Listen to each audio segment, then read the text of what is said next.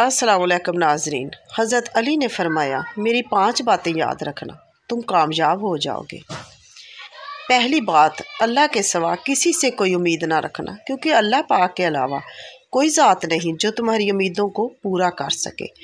दूसरी बात, अपने गुनाहों के अलावा किसी चीज़ से ना डरना कि कल को जब अपने अल्लाह के सामने जाओगे तो अल्लाह को क्या मुँह दिखाओगे।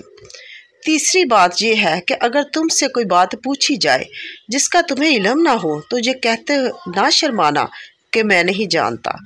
और चौथी बात यह है कि जिस बात के बारे में तुम्हें इल्म ना हो इसके बारे में इल्म हासिल करने की कोशिश करो।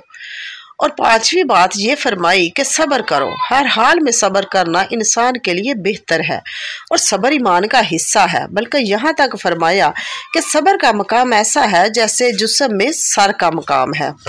हज़ारों लोगों में इस एक को अजीज रखो जो तुम्हारी गैर मौजूदगी में भी तुम्हारी इज्जत पर कोई दाग बर्दाश्त ना करे। मेरे चैनल को लाइक और सब्सक्राइब कर दे। शुक्रिया।